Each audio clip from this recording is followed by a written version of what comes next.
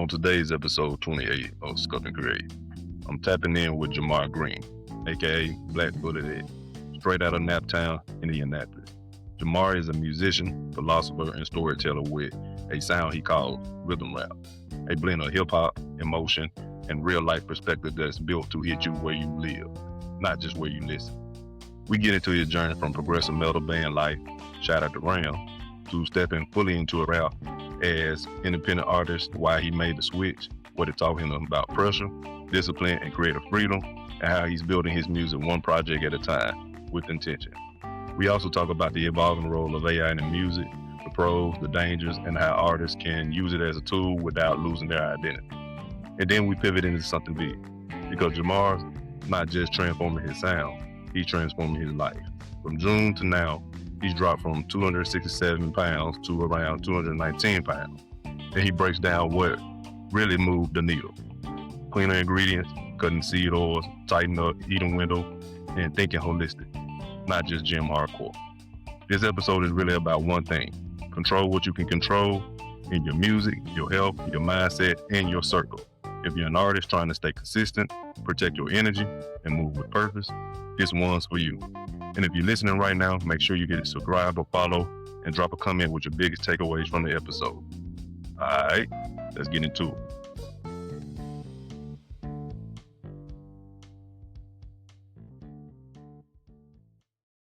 Welcome to Sculpt N Create, where fitness fuse creativity and helping artists, entertainers, and creatives towards their journey on their physical, personal, and career growth.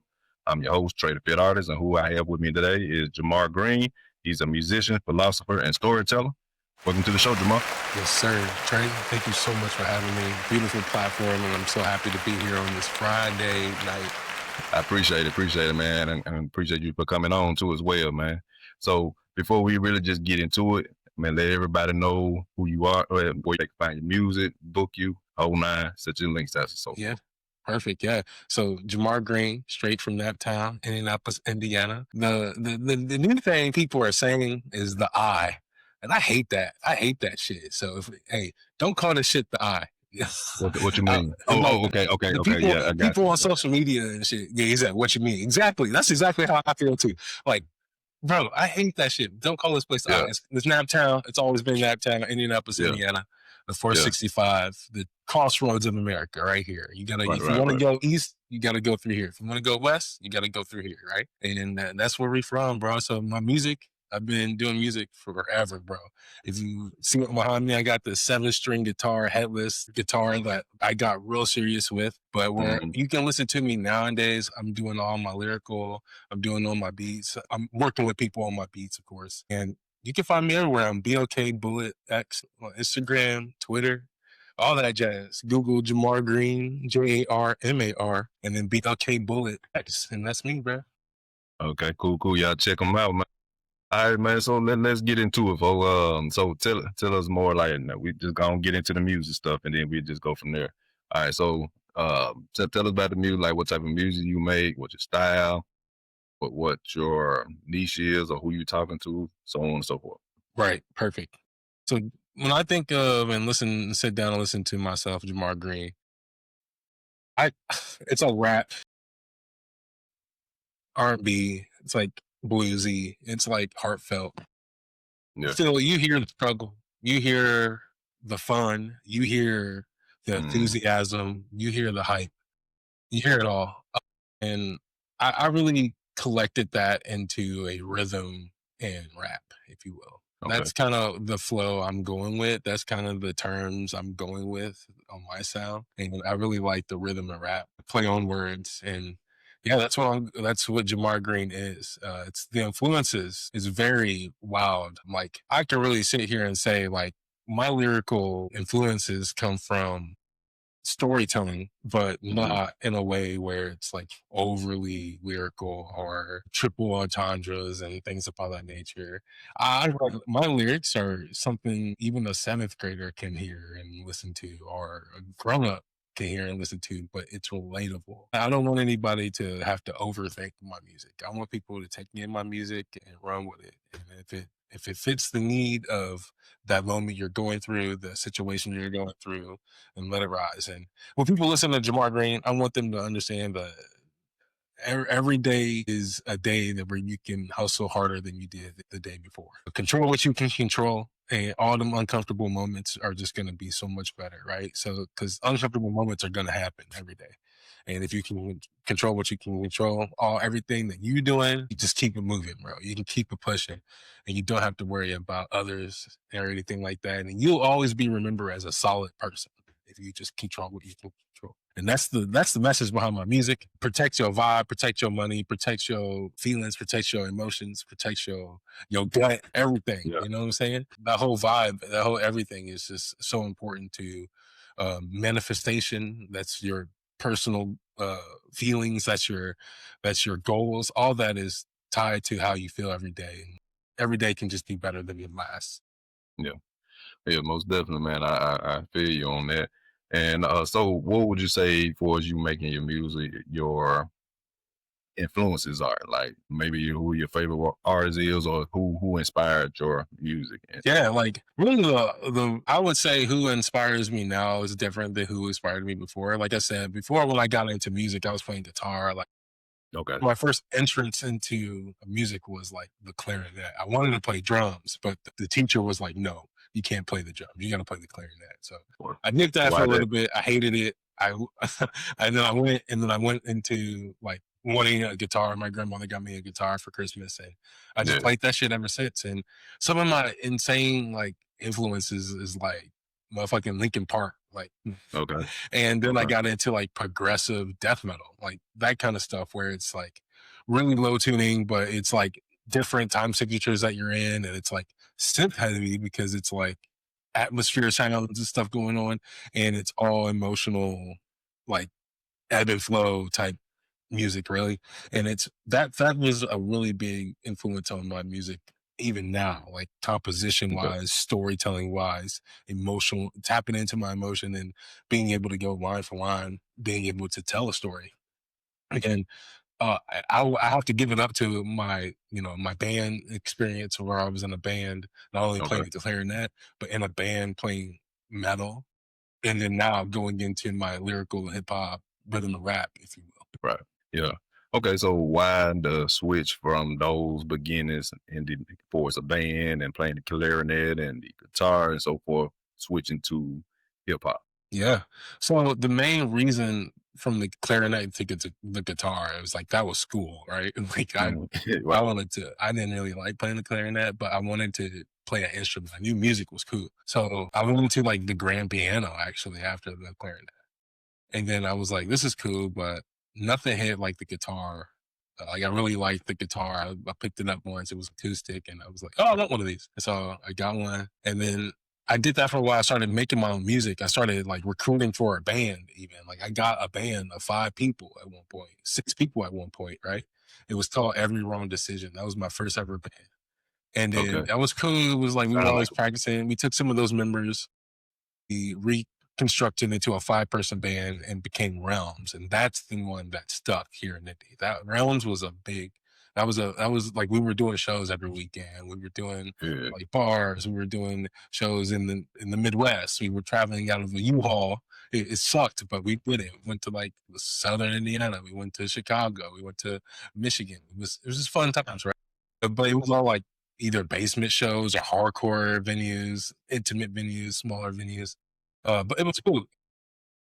After doing that for a while, managing 5 people, managing 3 people, managing 4 people, getting them to the studio, getting them to practice to a metronome, having them learn my creations, my music. That was a Okay. taxing. That was a lot. I was Uh, trying to work full time too. Like, so I wanted to do music, but I wanted to do it for myself. So I connected with Chris and John, and these are 2 people that were making music together. I went over there, John's house, and they were creating stuff, and I was watching them do it, and I was like, I want to be a part of this.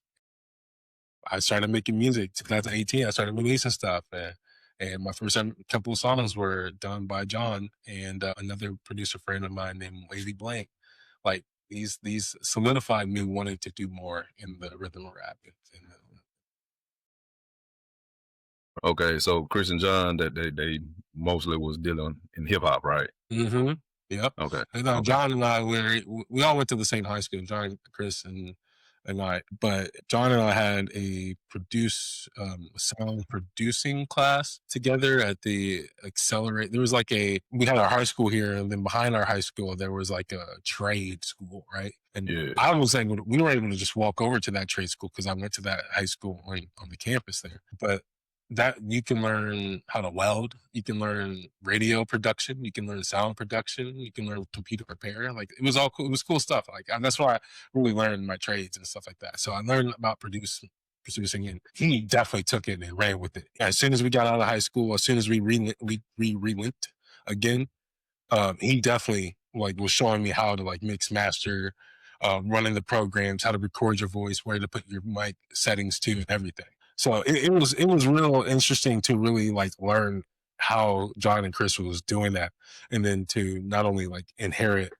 like those skills and be able to create my own, but still working with like one other producer that's making those beats was so much easier than working with 5 other musicians. That's different egos, that's different writing methods, that's different playing methods. I have heard that, especially with a lot of hip hop, no matter what it is, what the genre is, bands, it's hard to get so many different, like you said, egos, different schedules, different type of lifestyles, all that. You trying to make all that mesh into one. Yeah, I have heard that. So, and then payouts, everybody trying, you got to pay everybody out. Everybody want to get paid.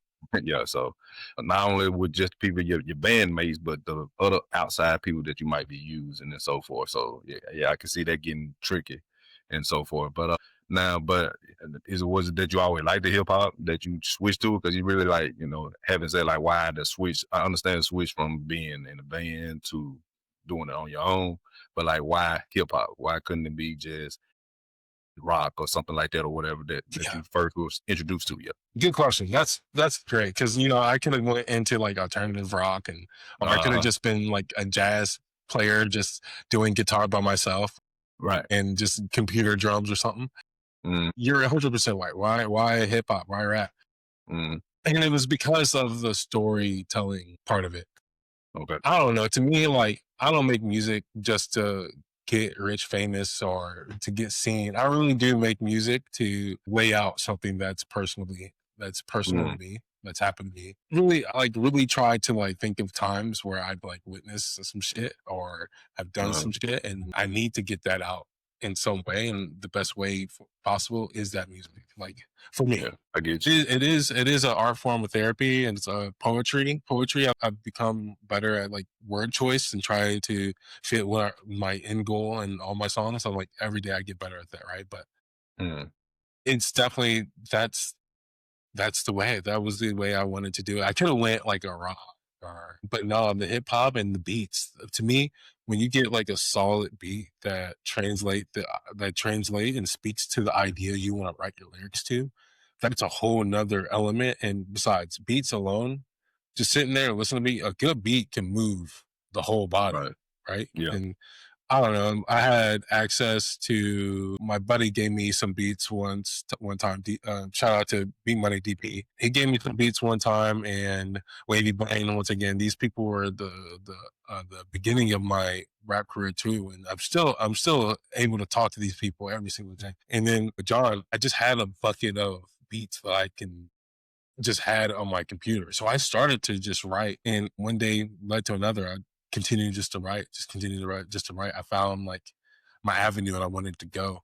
And anytime you listen to Jarmar Green, it won't sound like anybody else. It won't sound like I choose to be different because like the points that I have to get across need to be said the way I need to say it. Yeah, I definitely agree. You want to stand out, because I ain't asked your age. How old are you? I'm 36. 36. Okay, I'm 39. Cool. When we was growing up and hip hop, like in the 90s, early 2000s, and so forth, it was kind of the thing where you had to have your own sound. Cause if you sounded like somebody else, nobody want to hear you. You know, it's a little different now. You got a lot of folks sounding like somebody now, but you got AI. You got AI models doing. Oh yeah, like that's crazy too. So like that's a different dynamic, man. Cause I'm still like I said, I'm in the research and the developing stages of me making my music, but So I'm trying to see, like, I hear, the certain gripes about AI, and then I hear some of the people who are accepting of AI. So I don't know where I'm gonna be at once I get into it. I know I have my own formed opinion. Right now, I'm just hearing everybody else's opinion. So, but since you brought that up, like, what do you think about that with Yeah. AI? Where do you think it's detrimental to the music industry, or do you think it's helping the music industry, or what the case? Yep. So my first thing is, can't beat them, you gotta join them, right? AI is taking Right. over the world, not just music and sales and business and decision making. Like, it's becoming so used every day, right? Yeah. So, but it depends. Like, you can really sit there and be like, AI, write 12 songs for me, Hmm. 2 minutes each over Yeah. these beats, and Right. it would Right. do that. That gets rid of all motion of creativity. Yeah. And that right there is some people's tactics, and I can't believe that. Yeah. But there's also people like, here, AI, I'm on a budget. I have these songs that I made, and I need them to get mixed and mastered so they can be sound ready for my submissions, so I can grow as an independent artist. Mm. Hats off to you. Yeah. Congratulations. Because Yeah. now you're making your whole craft. You're putting in the work on the lyrical, the beat, whoever made the beat, or if you ever got the beat, got it from YouTube, whatever.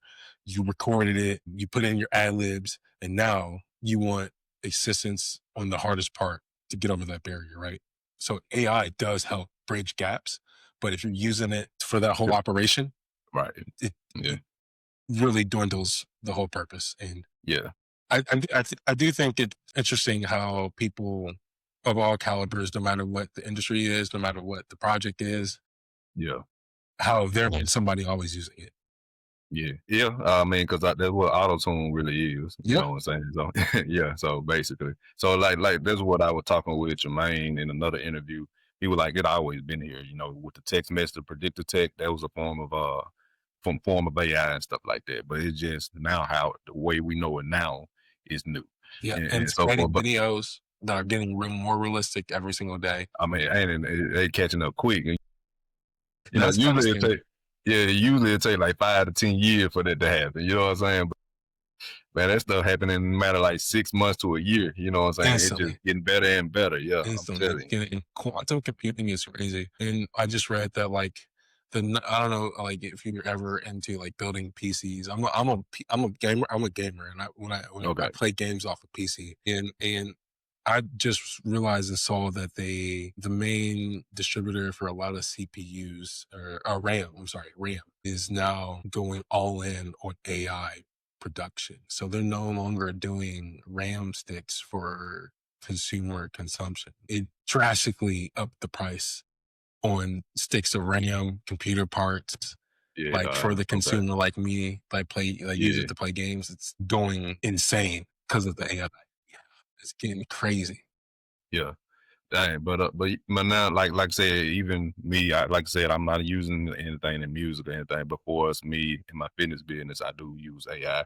It Yeah, definitely helps. It definitely helps with productivity and so forth. And I do agree with using it as a tool and not as that's everything that you're doing. It doing everything for you. I do agree with that. You gotta have that sense of, it's you in there. yeah. You You gotta gotta be use it the as a revised tool. Don't use it yeah. as the tool. You know. Yeah, man, I think that's where some people get the hang up from.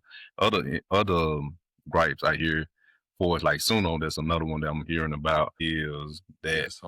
the stealing of artists' music. It's Spotify. They say Spotify, once you put your stuff to Spotify and so forth, They have it access automatically to all your yeah stuff to yeah utilize it on their yeah own for will, make AI uh models.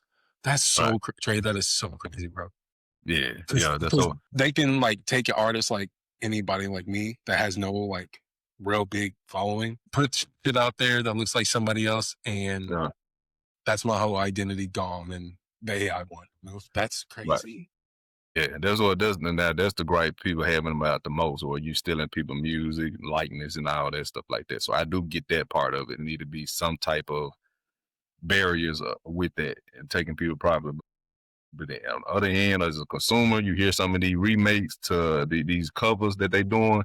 man, these covers sounding real good, like the Soulful Clown. You know, like ain't no Yeah. way these should be looking good, sounding this good. Yeah, you're right, dude. And Yeah, the average person that just scrolling on their phone or something like that, and they see right. that, they're gonna hype it up. Of course, Yeah, it's yeah, like, but dang, it's like the bigger evil. Like right. that's crazy.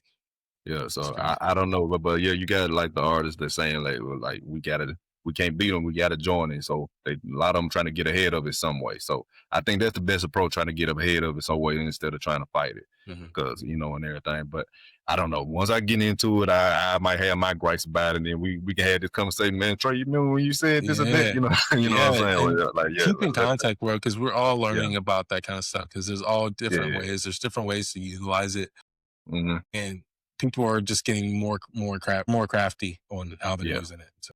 Yeah, yeah, yeah. Most definitely. So now, what would you say the type of style of music you make for is like? Is you like a lyrical rapper, or is you a emo rapper? Rap scene rapper. What's your style and what's your approach when you're making music and rap and so forth? So yeah, I do like a mix between a rap or and like a sing. I don't really like do. I'm like smack dab in the middle. Like I don't really like carry a tone, but like Hmm. I put like a emphasis on it and Yeah, yeah. singing emphasis on I my got my words. It's very interesting. But yeah, like I don't know, like the best way to describe it to me is rhythm rap. I you. put a Rhythm rhythm and rap. a melody behind rhythm and Okay. melody behind my rap. Okay. And then like influences, I would say like like obviously like Linkin Park is kind of a Yeah. wild one. Like lyrically, I remember like growing up and listening to Linkin Park and being like word for word, I know this shit. And then like Easy E, like I remember listening to NWA Greatest Hits CD back Yeah. to back to back to back, front end, back end, and then Easy Yeah. Does It, that whole album back to back, back to back. Yeah. Marshall Matters back to Mm. back, back to back. Okay. The Gorillas, like shit like that. Like, yeah, like it was like all these different elements of different music. And then not only that, it was all my progressive metal. It was like all the lyrical, open up your third eye, open up your sight. Be conscious of what's in front of you and stuff like that. Mhm. That's really what I'm barking up right now as far as my lyrics. And the people I'd say I listen to the most, let's see, recently added like Rio, the Young OG was definitely one I'm looking at. Kendrick, obviously, Gun Nudie, IDK, Freddie Gibbs, obviously from Indy, Okay. Kodak. But there's been people that's been dropping recently, like that I've been like, wow, like Currency, well, West Okay. Side Gun. These people have dropped over and over and over and over again. Earl Sweatshirt just dropped too. Hmm. Yeah, West Side Gun, Larry June, Freddie Gibb, like all these people, like in that realm, like I've been really, really into listening to more, and they're more of like awareness, hustle, and Hmm. we're in getting through like hard times, right? Like No, right. I really like their whole avenue on being able to speak to real shit, but also be able to like laid back and speaking on some like flexing shit. Like I love both worlds in that, but it all is pain and struggle when you hear him on that beat, bro. It's all like when you hear it's all about like tying in your roots to what you sound like now. I mean, I really think those artists do a good job. Okay. Yeah. Me and Twan were talking about like Currency and so forth. And he because he said his style is like Twan himself. He said his style is more like reality rap, and Mm-hmm. therefore Currency. And I was talking about Wiz Khalifa. Those Yep. kind of guys, they don't really talk about selling drugs and they smoke it. You know Yeah, what I'm yeah, saying? But they yeah. don't talk about that and all that. And the girls gonna be in there and stuff like that. So most of it is more about what they doing and who they are than it is about the street life or anything like that. So That's they exactly kind of where that. I'm going So to right now. right, yeah. So it's like I said, cool rap. It ain't all the way gangster. It ain't all the way drug dealer and stuff like Yep. that. So it is in the middle where they can definitely hang with both sides Yep. and do music with both sides, but still be themselves. That's And exactly everything. where I'm at, bro. That's a good way to put me in a bucket, and that's a bucket I feel I see myself going deeper into, especially when I think about my new projects. Like I think now, even my personal project that's coming up soon. Like I think I cussed maybe one or two times, Hmm. and and it's really about like the reality of where I'm at. Yeah. Yeah. Not the same thing. It's interesting you said that because in mine, before I do curse and so forth, but it ain't like it's like if it needs it. You know, if I feel it, like basically how I feel when I'm rapping. Now I can have a song that I ain't doing none of that on. So it just don't feel like it needs it in there. So without it having to be in there. You know, you got a lot of these guys, man. Every few words is a cuss word and so forth, and you can't get ain't no radio play on that. No. A lot of bleeps, and stuff like that. So yeah, you want to make sure and then extra work too when you got to have that. You got to tell the producer to if you want to do a radio edit and a explicit edit and so forth. Yeah, so I don't know if that's extra money, but and everything, but it is okay. Oh, yeah. See what I'm saying? Yeah, see what I'm saying? So that's my I do it like that too as well. So everything ain't got cuss on or whatever, but I'm a more of a lyrical rapper. I like to definitely think on my stuff in a certain way and kind of figure out how I can say this in a very poetic way, but still I feel like it'd be where people can understand it. Exactly. Yeah. So okay, cool, man. So let's talk more about your latest album, because that's the one you shine the light on more. You said Back End. Yeah. Which came out this year. So absolutely. So talk more about that, man. Like basically it's an EP, and we're gonna talk about that too as well. And talk more about your approach to when you made Back End and so forth. Absolutely. And what it's about. Absolutely. So Back Ends, I released that back in January, actually, of 2025. So when you hear this, it'll be probably last year. I don't know when this is going to come out, but it might be last year. It might be last year. But January 2025, it was a 5-song collective. And I'm an independent artist, right? So me personally, anything over 15 minutes is enough. Scratch it. Anything over 10 minutes is an album to me. Like I'm an independent artist. So you got 5 whole songs from me, and I work a 9 to 5. Damn, that's an album to me. Right. So like, this is it. This is it. This is all I can give you now. Come on, man. Yeah, right now this is it. But dude, 5 songs right there. Problems, Check, Financials, Thumb In, and Punch. Like the stories upon those is just like Back Ends. It just means to get owed what you are owed. Like give me what I'm owed. And Problem was a big song for me when I was like, I need what I'm owed, but also give me 7% tax. I need 7% in the fee, right? For what I owed. And I don't want no like any like handout. I don't want any like pennies or anything. I don't want any like I want what I'm owed, and then at that I want 7% plus what I'm owed. I feel you on that. Check is about going where the check is at. Like that's just a fun song. Bob the Builder, Tim Allen with the Tool, wherever the check is at, east to west, don't matter where. I'm there, ready to fix shit.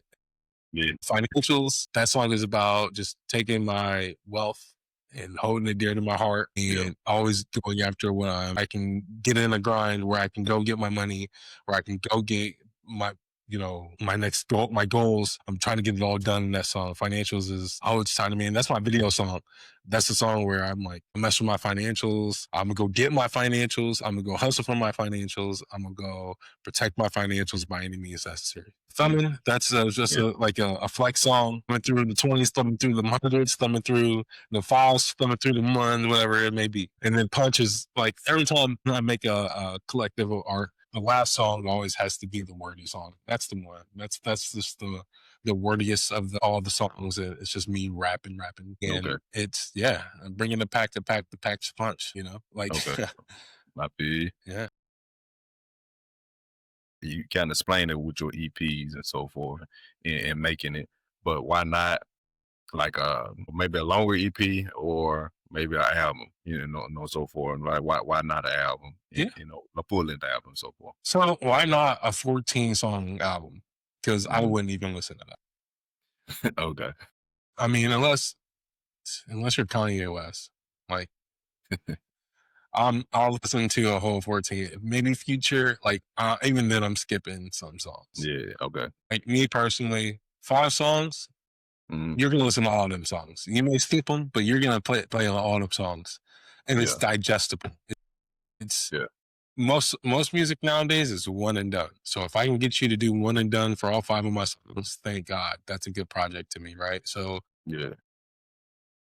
I tried to like tie in like a good concept between all my project. So when I think in the back ends, going from song 1 to song 5, it really does tell a story. And to me, like, it's a digestible story. It's a EP you can just throw on. If it replays, it replays. If you stop it halfway, that's cool too. Yeah. But once you put the, usually if you hit a project and that last song hits, it starts on that first project. So really, it's getting into like, oh, you put this in, and usually car rides 20 minutes. So that could be two run throughs on those 5 songs, right? So Yeah. Okay. I got you. And because I know Twan was saying, like, in a sense where you say anything under, uh, yeah, anything over 47 is considered an album. And then at that time, if you trying to get into the record, like you get a record label and so forth, they're gonna be looking at how many sales the album has, because it's classified as that. So that's why he had his stuff under that time frame, so he can make it an EP and so forth. So with that said, do you think that's the way the trajectory of what the album is going to, like where that people just doing EPs or just maybe singles, or do you think albums will still be here to stay? yeah, albums are still here to stay, especially if you are a labeled artist, right? So like if you're on Yeah. a major label, album is going to be, especially like you got to think about like movies. Movies have full albums, right? For like Okay. music Yeah. and stuff like that. So artists would need to paint a picture like a movie in their music. So full albums are always going to be there, right?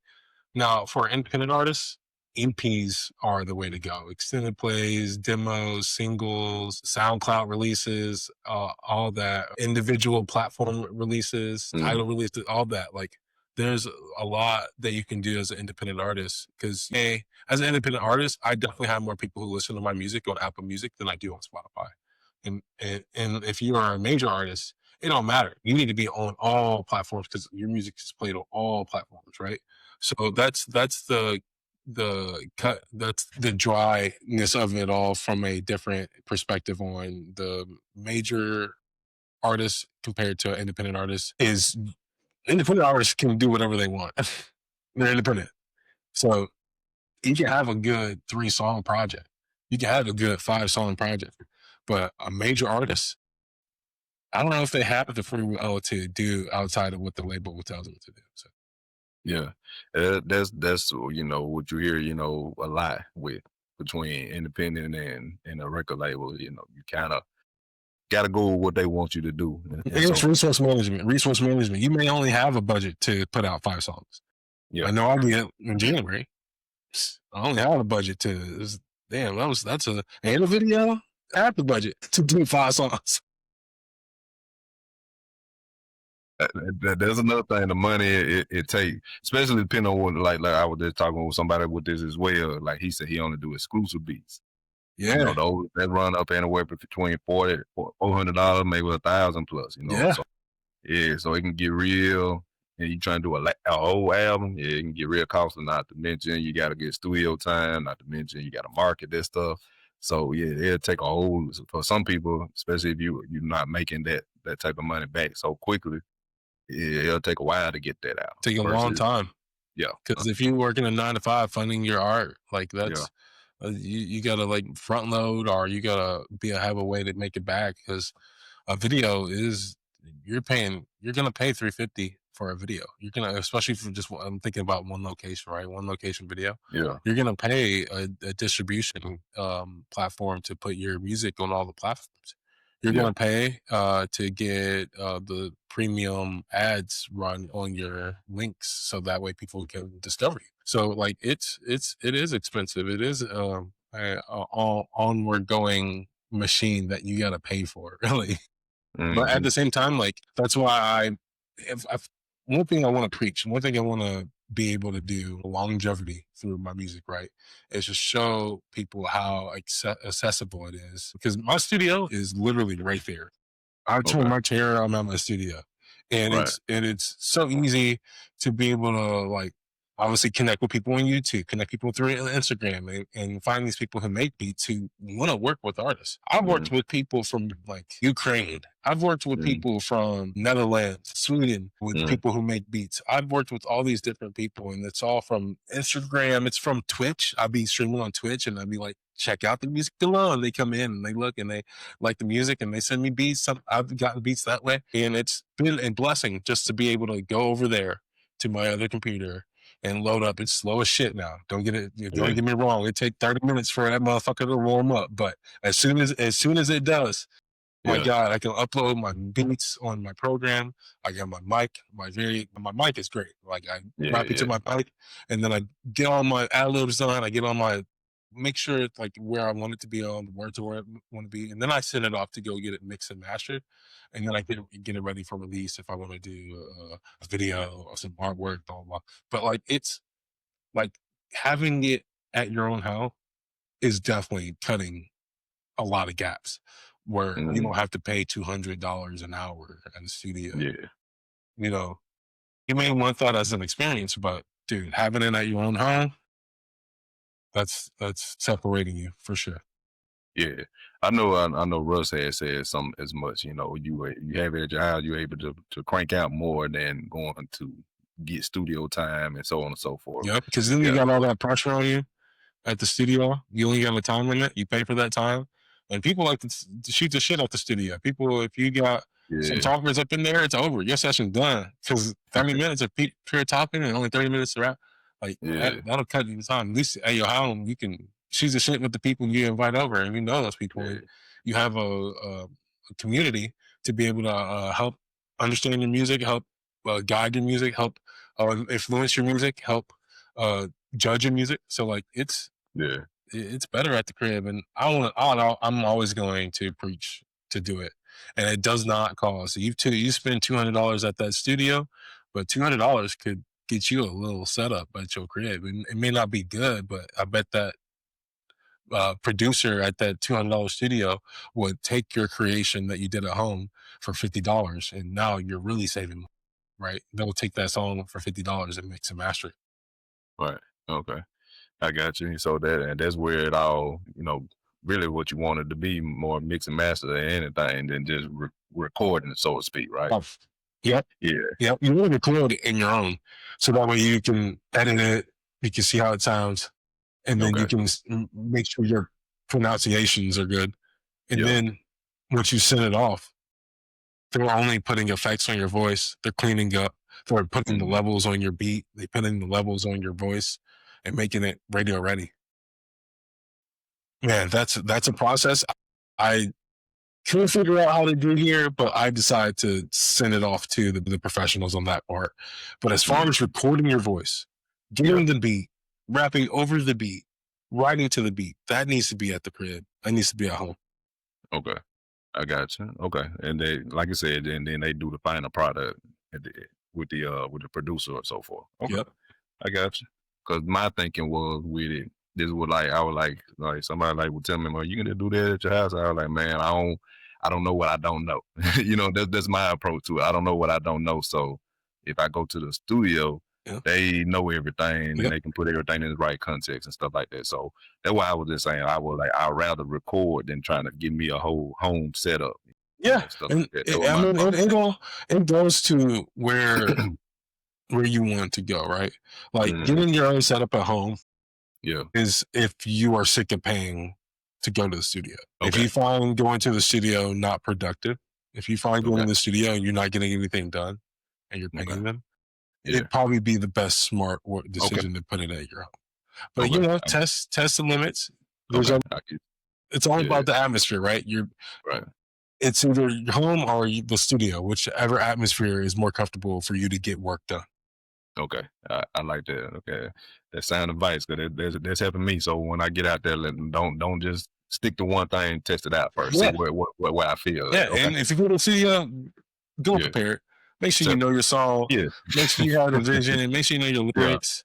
Yeah. Make sure you know how to pronounce your lyrics and stuff like that. Because if think about it, those producers be in them labs all day, listening to every other artist, And I can understand. if you're not a joy to them, they will not focus on your music. They will try to get that session over with. And Okay. not all producers are the same, but I can tell you all producers are not okay with artists not being prepared. Yeah, I agree.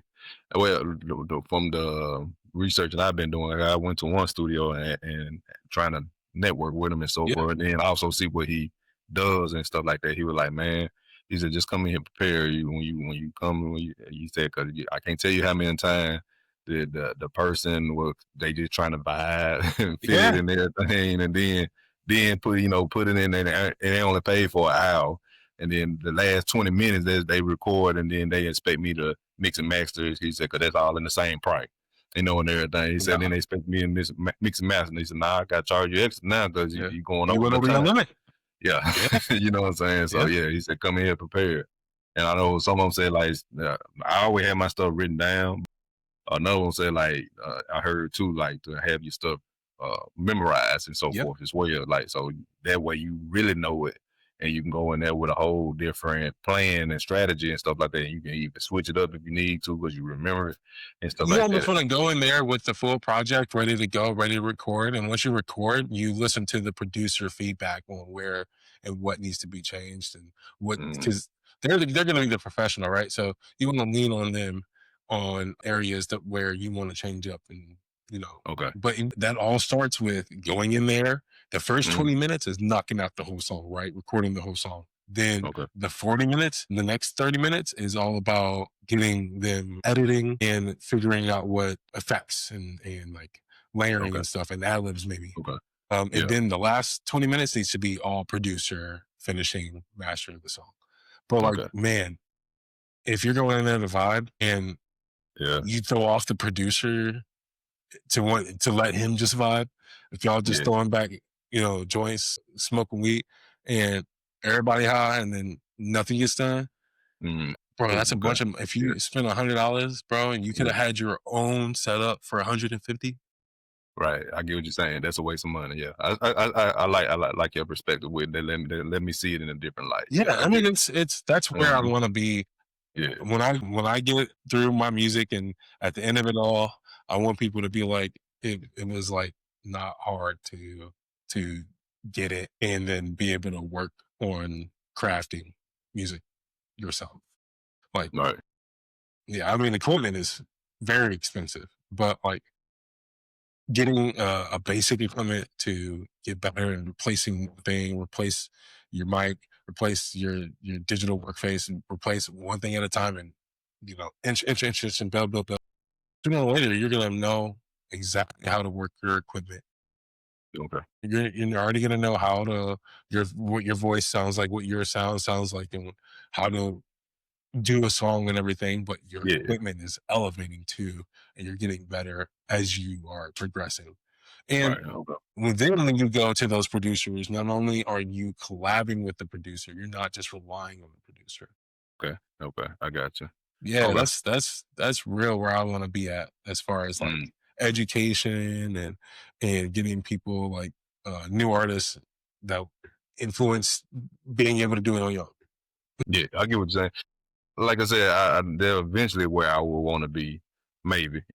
But I would like when I'm just starting, I don't know what I don't know, and I can be messing up a lot of stuff at the house trying to figure it out, and it take a longer time trying to figure it out on my own versus somebody I already know how to do this stuff. That was my thinking and approach Yeah, to go in for the it. example and Yeah, learn from them, definitely. yeah, But there's don't lose track of YouTube because YouTube will give you a degree damn near if you search the right yeah, yeah, videos. Like if yeah. you and depending on what program you're in recording your voiceover, like I use Reason and the Reason videos that are on YouTube, they Mm-hmm, explain everything to me. I've learned a lot, not only through John, the person that got me into music, but mm-hmm. I learned a lot just going through YouTube and figuring out what those settings and stuff do.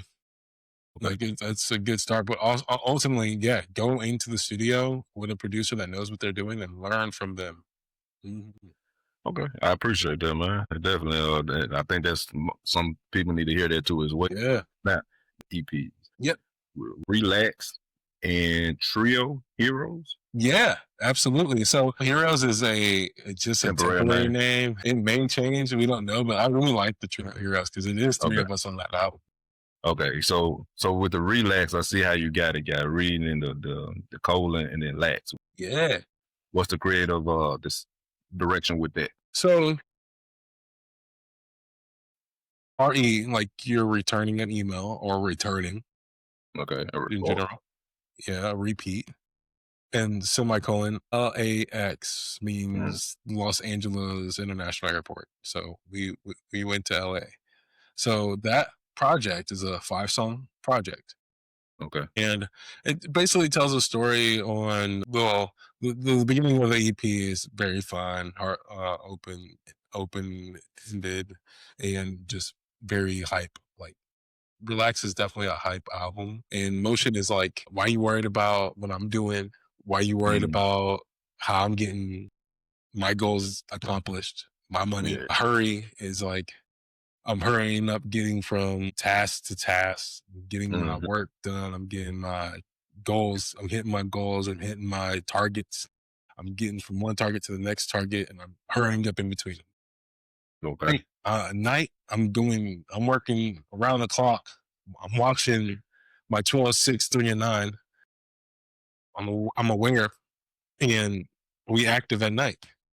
Okay. Portal and Wonder, the last 2 songs. The Portal is all about relocating, getting back to my roots, getting back to my family, getting back to my friends, but also wanting to take a trip to LA because and they want to take a trip to LA. Fuck it, Right. and so we go. And then Wonder is all about the learning experiences that I got from LA. Like the last 5 minutes of my trip there, both of our backpacks got ripped out of our car.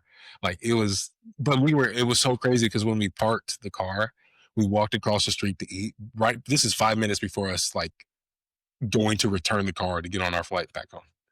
Right. Dude, we walk across the street, go eat, come back. The passenger window is folded in, and both of our backpacks are gone because they were in the back seat, not in the trunk. So it was all about like those emotions, how we fixed them, how we just got back on our feet, how we didn't let it stop us. And yeah, I mean that's just the storytelling in my project for that Relax, and it's all about returning to LA again. Okay, that was up. Yeah, and then Trio Heroes so this is like mainly like a rap group, not necessarily like a rock band or something like this. Yeah, this is Chris, who was there when I got into my transition from metal music to rap. And then my cousin Cephas. Okay. We all been rapping for they've been rapping for a lot longer than I have. But me and Cephas have songs together, and me and Chris have songs together. Me and Cephas came out with a project called Black Platinum that came out, what was that, 2021?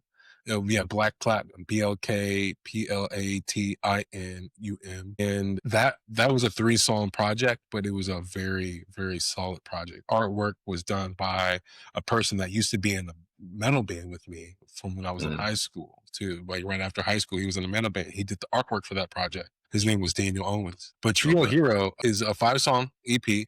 This one just like explains our between me, Cephas, and Chris, our roots are here in Indianapolis. So it's a big time nap time project. It's like a big time, this is what we live for. This is our collective hustle. This is what being an indie animal is about. That's what that is, man. That's just a collective of a 5-song project. And I needed this to come out because this really got us to get on the same boat as far as this is a collaborative project of 3 rappers from Indiana. Yeah. Okay. So when are these coming out? Next year.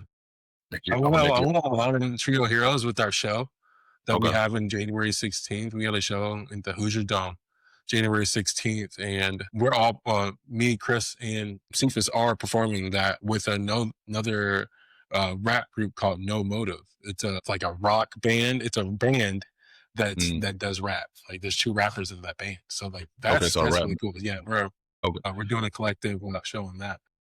okay. Well, yeah, I know it's rap and rock anyway. So is they like hip hop rap or is just rock rap? And it's like hip hop rock, Right. like if you will. Okay. Like there's a Rock, whole rock. they have Okay. a band in this hip hop. Okay. Okay. Yeah, Okay. it's So like I Bruno wasn't. Mars with like rest in peace Mac Miller type lyrics. Okay. Yeah, I was gonna say, is it kind of like Brockhampton?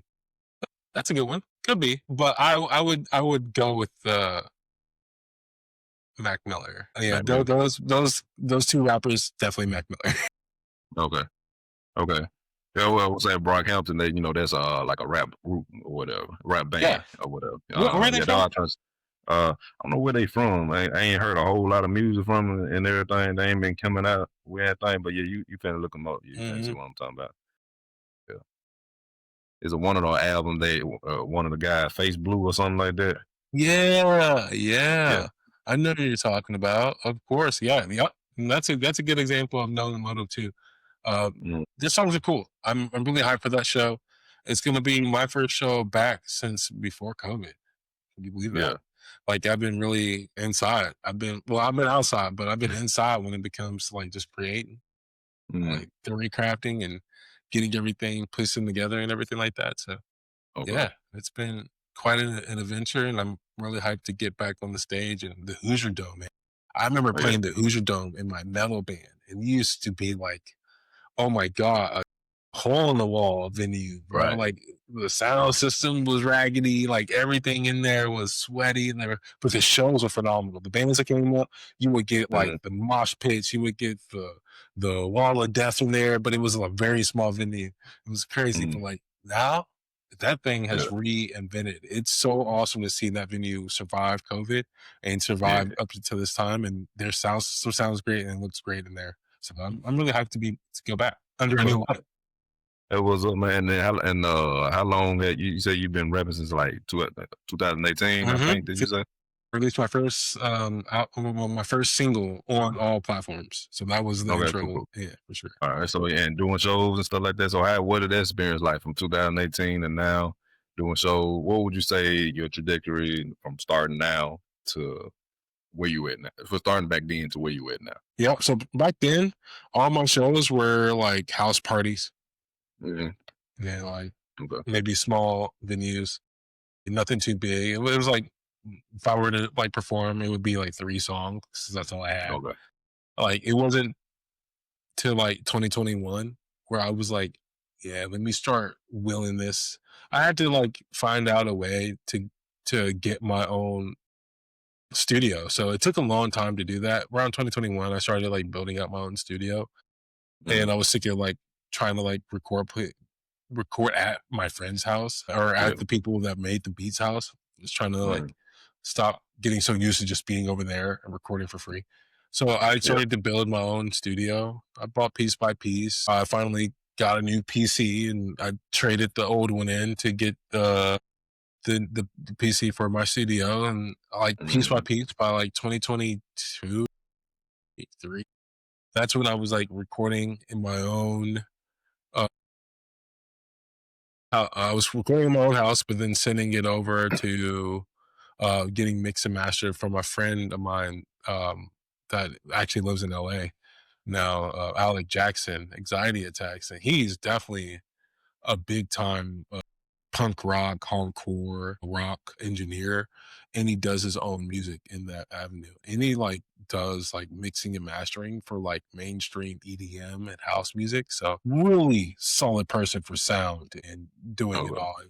He's a crafty ass dude, bro. Like, and I really do appreciate working with Alec the most, and he's seen the most of my music, and he's seen the most of my growth, and he continues to work with me, even on the busiest schedule he is, and how many artists he's working with. And man, it's just really cool to see like how like my little intimate circle became so like, oh, I know that guy, or I know this guy, and I'll introduce you to him, and like one thing led to another. Obviously, I revert back to my principles, man. Control what you can control. Uh, Yeah. if you get into uncomfortable moments, control what you can control. So all those uncomfortable moments can be better and push through better. People are always gonna remember you as a solid guy, and I paved the way to make sure I'm a solid dude. I ain't never do nothing backstabby, no fugazi shit, Yeah, nothing like that. And I'm always about getting to that money, getting to them goals, man. And people remember that, man. And yeah, willingly being able to like introduce you to people who are in that lane. And you just gotta, hey, close mouths, don't get fed. You gotta ask, you gotta speak up, you gotta ask for help. You gotta be able to like really say what you want. yeah, definitely. So would you say it was harder starting than it is now? And then have you been seeing, have you been noticing your progress other than, like your connections and collaborations have grew? But like, what about your fan base and your skill set and all that stuff like that? Have you seen the the changes and the progress Yeah, from when nobody's you like first saying started now? like, "I didn't know you do music." I was like, "Man, you didn't Okay. know I did music?" It's all over my persona on Yeah. Instagram, social media. But like, well, that's something like people know I do music, unless they're like fresh to who I am. But like, besides that, like I'm a music person. Like I love doing music. I love getting into music. I love doing all that, and it's always been the same. But it's now like more than earth compared to back then that people are actually understand. Like, oh, he's a music person. He's doing music. So Mm, man, it's just been it's always been a forever learning journey. It's always gonna yeah. be I'm always gonna be learning, right? So Right. Right. and that's the biggest thing is I'm more receptive to my learning and more receptive to criticism now than I was before. And I'm learning the most. Yeah. Okay. I mean, that's what it's all about. You want to get better at your craft. You don't want to just stay at a certain level and never evolve or grow from it. Right. So forth. That's only going to put you into newer heights in your career and the longevity of it all. Yep. Exactly. Yeah, yeah. So now I did see that too that you said, and it's starting to pay off too as well. As well, you say you perform for Valerie McCrae. Yeah. She was running for the Indiana Senate. Yeah. Did she become a senator? No, she no. Okay. A Republican became the Senate of Indiana, of Okay. course, but no, that was an honor to be chosen out of so many artists to perform for Valerie McRae. That was a special evening. Mm, Really seeing like really wish she would have came through. I wish our country was a little bit more for the people, but hey, it's okay. At the same time, it was an amazing event. Like I did about 3 songs. okay. Actually, I did 5 songs. They wanted me to do more. And then, like, I Okay. was able to, like, really shut the place down. Like, I will say the demographic was a little Mm, older than I would expect. They were all, like there was yeah. other bands and stuff that were performing too. I wasn't the only act. And Okay. you can see the demographic for the rock and the blues band compared Yeah. to the rapping. But it was Yeah. really awesome to see everybody's glowing face, everybody involved in a good night. And yeah, Valerie McRae was an insane host. It was a powerful night for sure for Democrats, and it was a powerful moment for Indiana, really. It really was. Yeah. But you know, to each Yeah. own, to each own, and you know how politics are. Yeah, but I can imagine like what type of experience that was for you and so forth, and pivotal and help you to even keep going. Because sometimes when we doing certain things as far as our goals and dreams, and we don't really see the big return that we want for. Sometimes you need those little. I ain't saying that's little, but I'm saying sometimes you need those affirmations that you in the right going in the right direction, and some things like that help you. Like, oh man, I'm on the right path, and I'm gonna Yep, keep going, and so on and so forth. So absolutely. yeah, yeah. So Absolutely. most definitely, Being able to be in front of like Indiana State Senate yeah. representative that could have been the same representative, that's insane to me. I would have never thought even a year ago that I'd be rapping waves in front of a state Right. senate runner up. Yeah, and it'd be even more like says you would have became the senator. That would be something Right. you can put on your portfolio right there. You know what I'm saying? So, on your yeah. So definitely, man. Well, okay. So now I would be remiss if I didn't mention this where you were saying that when you think about your achievements, you said another one of your achievements is that from June. I'm guessing you were talking about June this year. From June you was 267 and you went down to 219. So Yeah. almost 50 pounds. Yeah, So dude, just from June to now. yeah, so Yes, talk about that. Like man. how did that happen? Yeah. So And I bet, and congrats, by the way. yeah, thank you. Thank you, Trey. Like I've been one to always do different things with my diet, with my workout routine. I've always been up and down. The biggest I've ever been was like 310 pounds. And that was coming out of I was in high school. I was slamming down the damn Monopoly McDonald's. You remember that time? You remember those Monopoly McDonald's Yeah. supersized meals where you got the stickers and you can Uh-huh. finish the Monopoly board? I was the biggest fan of that throughout high Yeah. school. Definitely. Okay. Yeah. Supersize, give me the more stickers. Let's go to a different location, McDonald's. Let's order food there. Yeah. I was about that life, bro. If you want to have an eating contest, I remember one time me and my roommate outside of, well, not, no, me and my current roommate, we were friends back then, but not my current roommate, but my old roommate at the time. We went to Golden Corral and we forced ourselves to eat 10,000 calories to see what that, because Ronnie Coleman did it. Ronnie Coleman was a big dude. He was able to do that. We wanted to see what that would do that. We were big dude people, dude, but we were non-muscular by any means. But I was going to the gym, I was working out, but I wasn't like really caring about the diet. I was taking anything, everything. So one day, 3.5 years ago, I decided to eat no more bread, pasta, or rice. So I stopped completely taking in those three things. So I ate a lot of potatoes, a lot of chicken wings, a lot of different things, just like anything, everything that wasn't bread, pasta, rice, but that made it been deep fried in oil, whatever that may be. But it cannot be breaded. So I got the naked wings that were deep fried a lot. I ate a bunch of potatoes, French fries. I ate a bunch of salads. Yeah, I ate a bunch of salads, but I ate a bunch of just like potatoes, man. Just like anything that wasn't bread, pasta, rice. And then I saw myself still maintaining a high percentage and just a higher body fat. And one day I was like, you know what? I need to figure out why I'm still gaining weight, almost 380, almost touching 380, but I was not eating bread, pasta, or rice. That doesn't make sense. What am I doing wrong? Mm. Then I started doing research. I started understanding what a seed oil is. I started understanding the difference between oil and butters. So like an animal byproduct butters compared to the synthetic butters and stuff like the oils. Yeah. And dude, I'm telling you, between that, cutting seed oils out, which is 90% of what's commercialized today, is cutting all that out, and intermittent fasting. I don't eat until 2 p.m., 3 p.m., and my last meal is at 8. So I try to cram all my food, all my meals Between into 2 and that. 8. Yeah, between that window. Those two things, not eating seed oils and my window of eating, those two things is what shot me down that 50 pounds. Okay. I'm going to the gym 15 minutes.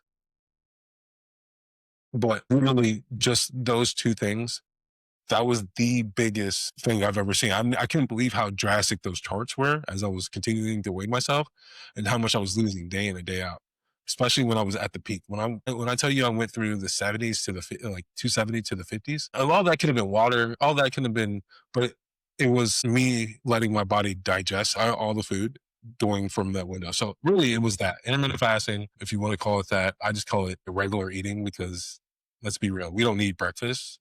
We don't need to break our fast until the sun's out. That's when our ancestors did, and it didn't become commercialized, and it didn't become anything like breakfast, like the food pyramid table. All Yeah. those were set by the Rockefellers to organize the agriculture system to benefit their pockets. So after I do a little bit of research on that, understand that cholesterol is actually all of our cells in our body. The walls of those cells are held on and keep everything in that cell due to cholesterol. So I became a little bit more high cholesterol in my diet and no processed anything. All animal fat, all animal product butters, no seed oils, and keeping my window eating at 6 hours, 6 to 8 hours.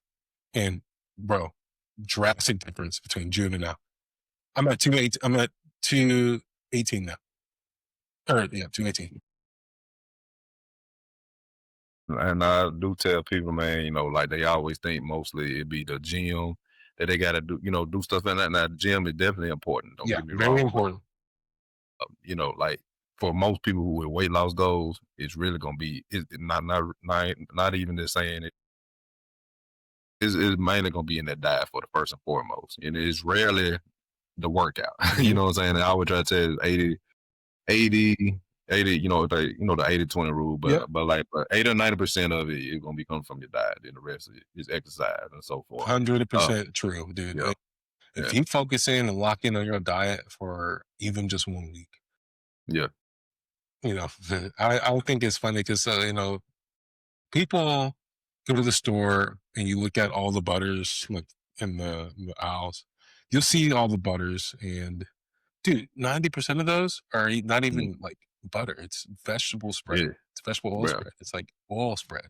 So like that's another way. Like I was like, man, I gotta get out of the conventional grocery store and I have to go to the farmer's market and I need to go to the butcher. mm, And yeah, that was the end of it, bro. I've been doing that. No, I've been doing it every week since June. And I've noticed a difference not only in my mental, my yeah, vibe, my soul, my energy, my eagerness to get my goals, you know, like everything. yeah. And I'm glad that you said that because that helps with you to create at a high level and you know and everything to be able to function, you know, on a day to day because you can't think right. You know what I'm saying? You know, you ain't gonna be able to, you know, you ain't gonna be able to move right for one, but when you making your music, whatever the case may be, going to your appointments and stuff like that, all that you ain't gonna be present, you know, No, and so forth. you're So right. I yeah, literally felt what being in a convenience state yeah, of mind is yeah, like. Um, it's a big no when it comes to like you know, drowning yourself with like uh just like I mean obviously I take away bread pasta or rice, but man, I was drowning myself with those wings, bro. When I'm telling you I was getting 25-piece wings and downing them yeah, in 1 day. yeah. And Yeah, and I don't even really like mess with the wing too much because I know I can eat a lot of them yeah, myself. Because easily. they ain't fulfilling. They like snacks, really. Yeah, they're literally like potato chips, bro. You just keep them going, and you can really non-stop them, and it's literally tearing up your liver because Yeah, it like all the oil is it. You know, we can talk hmm, about that all day. Like that's another. yeah, I wouldn't consider myself a fitness person anymore. I used to do the bodybuilding stuff, but I I'd stopped and became more of a mm, holistic thinker, a holistic journeyman, if you will. yeah. I mean, like I said, when I seen that like a week or so when you were there, I said, okay, I know I got to bring that up. You Mhm. know, it's like that's the nature of this podcast and so Yeah, forth. So yeah, we are yeah, learning more than we think. yeah. Well, yeah, definitely, man. I don't think a lot of artists realize that, you know, for is to be able to create, move, and be on that stage and so on and so forth. Or going to these shows, be on the road constantly. That's a wear and tear on your body, and Whew. not only your body but your mental. Yep. And if you ain't doing what you need to be doing for your, you know, working out to get yourself stronger, eating right, so you will have, you know, so you can be able to have the energy and the thinking, you know, process and so forth and everything. It just messes up everything. You know that can not only not only affect your health, but you know, it affects your business too as well Mhm. for what you're trying to do in the industry, for your music, for whatever you're trying to do in the entertainment Yeah. industry.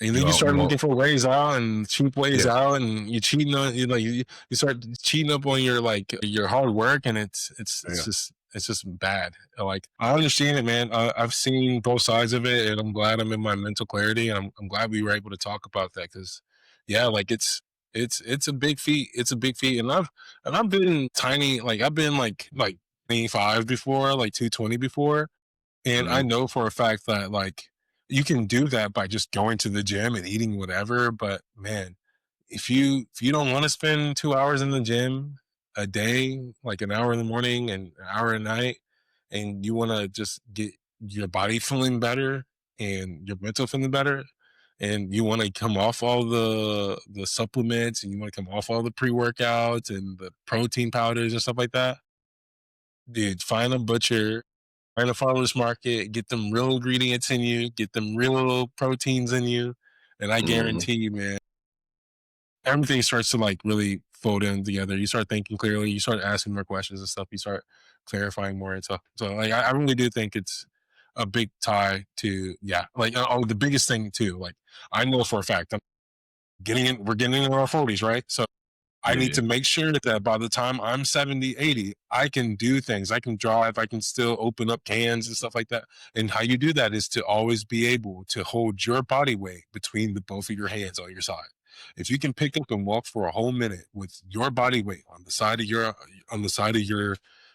like half your weight on this hand, half of the weight in this hand, and to your side, and you can walk for a minute, you're setting up to be a very strong human your entire life. And that's the way you got to look at it, and that's the way I'm starting to like holistically get to that. Yeah. I mean, it's a process. That's why you got to say it's a lifestyle, not a phase. It's built on lifestyle. We all need to start thinking this way because soon our eating is going to be so tampered with that it's going to be certain it's going to have certain effects on us. I guarantee you. It's already starting to like Yeah. mold differently in our Yeah. brains and shit. But like it's crazy how it all affects. But I would totally get friends with your farmers market people, and then also your butcher. Get in Yeah. time with your butcher, sure, for sure. Yeah, yeah, most definitely, man. I'm glad you know you can shine a light on that and everything. Hell yeah. Yeah. So we talked about a lot today and everything Yeah, and so Trey, forth. it's been a great day. Is there anything that else that you want to talk about that we didn't cover today? I mean, usually I like to close out like when I do these things, I like to just go back to my golden rule, man. Like Hmm. obviously everybody had the same golden rule going to school is like don't say anything you wouldn't want anybody saying to you, or don't do anything you want We're, anybody we're to not do to you. we're not necessarily us closing out just yet. We finna get to that part. But Oh, I'm okay. like, Oh, yeah, yeah. sorry. Anything else? Yeah. Yeah. You all good? Yeah. Really, like, I mean, we hit a lot of different things. Like, Hmm. I'll be preaching like to all my smokers out there. If you blaze up and everything, I'll always be. And maybe this will be on video later, but I preach on getting one of these, bro. If you ever smoking, get you some hemp wick. You know why? Because too many people smoke like whatever they smoke in and just take that flame and just like straight up butane. The butane all up in your lungs, all up in your health. You're breathing that in, you're breathing in whatever you're smoking in. You're tearing up your insides out. But if you do Hmm. something like this, you get something natural like a hemp, you let it burn there for a minute. Same flame, but it's natural. This is a natural flame, no toxins, no nothing, and it just goes way easier. I love preaching about health like that, even if it's unhealthy.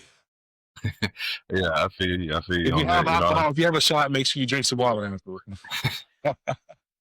Yeah, yeah, to get it back on track, huh? Or whatever. Absolutely. Like, Yeah, I feel you on that. Okay, cool. But yeah, I mean, I guess a healthy way of doing it. yeah, a healthier Healthy is. way of doing it. Yeah, yeah. Like smoking is bad. Don't get me wrong. If you're undoing the backwoods, come on, Mm, man. If you're doing the Swisher Sweets, the Royals, and the Dutches, if you're doing all these, oh man, those things are dipped in some type of chemical, and as soon as you put any type of flame on those things are going straight to your lungs. That's how you get black lungs. That's how you cough up black stuff.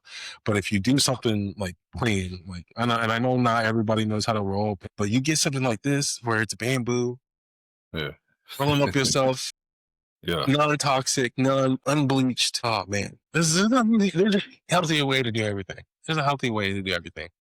yeah. I get what you're saying. But okay, cool. But so now with everything that we talked about today, what would you say be the biggest takeaway, or what would you tell the artists, people looking to get into the industry, or whether they're making music or however? What would you say to them, or again, what would they think the biggest takeaway they can get from this conversation we had?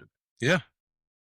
Hustle about your words, man. Anybody looking to go deeper into whatever they do, I hope you learned something from this. And one thing is keep your friends and family close. Keep the people that really authentically tell you what is up around. Yeah.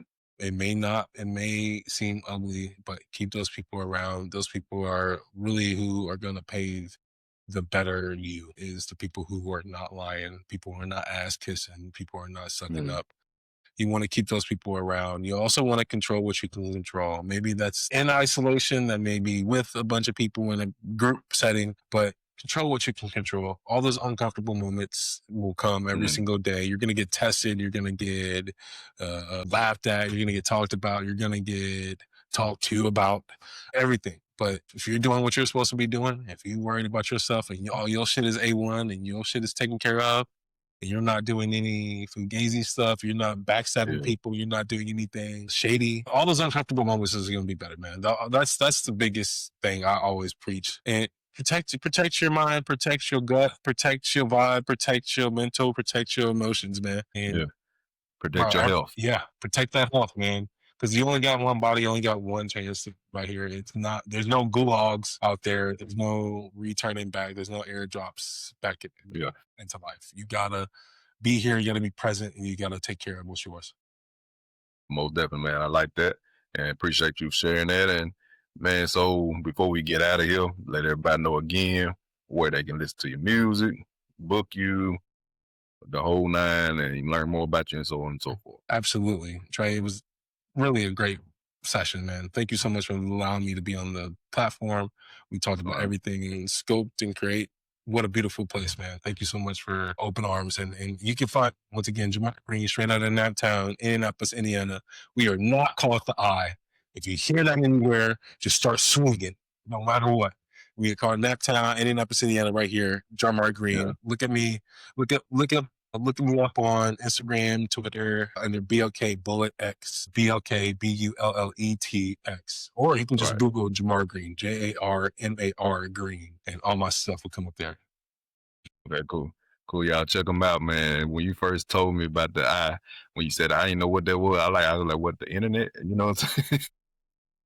That's what I was thinking, you know what I'm saying? But you're like, okay, yeah. Amazing. Yeah. So intelligence, you know what I'm saying? I don't know what that means, but yeah, you know, like that, because I'm used to hearing the nap town, like I had told you. Yeah, Naptown is what it is, man. That's what it is. Yeah. Okay, cool, man. But yeah, I appreciate you for coming on, man. Sharing your insights and letting people know about you and who Jarmar Green is, man. Say too much success to you in your endeavors and more growth as you get more and more into this rap game and so on and so forth. Yeah. Yes, sir. All Trey, right. thank you so much, man. All right, man. You're welcome, man. All right, so man, we out of here, man. I'm Trea Da Fit Artist of Sculpt N Create, and my hope, man, who my guest, Jarmar Green. We out of here. Peace.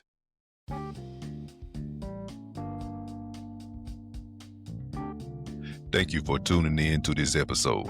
If you enjoyed it, be sure to follow us on social media and subscribe to the show wherever you listen to podcasts so you never miss an episode.